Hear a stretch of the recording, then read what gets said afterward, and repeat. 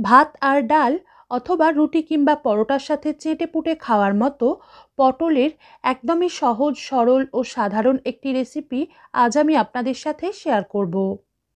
রেসিপিটা অনেকেরই জানা হলেও নতুনদের জন্য উপকারী। তাহলে আসুন দেরি না করে সম্পূর্ণ রেসিপির প্রস্তুত প্রণালী দেখে নেওয়া যাক আমার আজকের এই ভিডিওটিতে। দারুণ সুস্বাদু এই আলু পটলের ভুজিয়া বানানোর জন্য প্রথমেই 5টা পটলের অল্প অল্প খোসা রেখে ছাড়িয়ে এরকম ছোট ছোট টুকরো করে কেটে নিয়েছি। এরই সাথে একটা আলুও এরকম ছোট করে কেটে নিয়েছি। এরপর একটা কড়াইতে অল্প সর্ষের তেল গরম করে নিয়ে টুকরো করে কেটে রাখা পটলের মধ্যে অল্প নুন ও হলুদ গুঁড়ো মিশিয়ে হালকা লাল করে ভেজে তুলে রাখবো।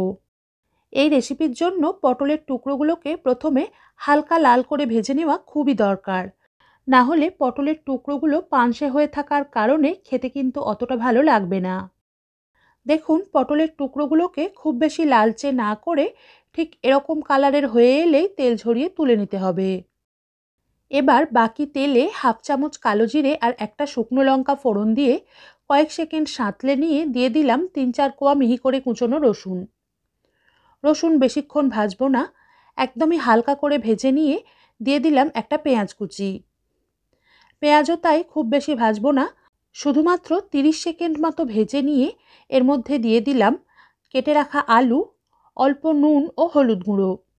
সব উপকরণ ভালোভাবে মিশিয়ে নেওয়া হয়ে গেলে এটাকে ঢাকনা দিয়ে গ্যাস মিডিয়ামের থেকেও কমে রেখে 4 থেকে 5 মিনিট, অর্থাৎ আলুর টুকরোগুলো হালকা লাল হয়ে আধ সিদ্ধ হয়ে আসা পর্যন্ত ভেজে নেব। তবে মাঝে মাঝেই ঢাকনাটা খুলে নেড়ে দিতে হবে, না হলে নিচের দিকটা বসে পুড়ে যেতে পারে।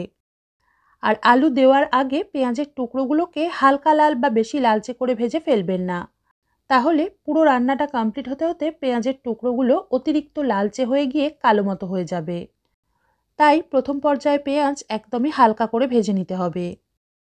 এদিকে আলুর টুকরোগুলো আধ সিদ্ধ হয়ে এলে এর মধ্যে দিয়ে দিলাম স্বাদ অনুযায়ী কাঁচা লঙ্কা কুচি এবং 2 চিমটে মতো গোলমরিচ গুঁড়ো।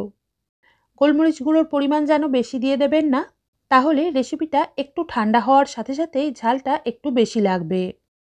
সব উপকরণ মিশিয়ে নিয়ে দানা বাদ দিয়ে কেটে রাখা একটা টমেটোর 4 ভাগের 1 ভাগ দিয়ে মিশিয়ে মাঝারি আঁচে অনবরত নেড়ে আরও 3 থেকে 4 মিনিট, অর্থাৎ টমেটোর টুকরোগুলো পুরোপুরি নরম হয়ে আলু ও পটল সিদ্ধ হয়ে আসা পর্যন্ত ভেজে নেব।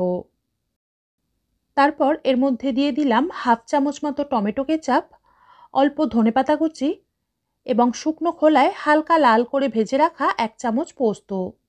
তবে এই রেসিপিতে পোস্ত ও ধনেপাতা কুচি দেওয়াটা পুরোই অপশনাল।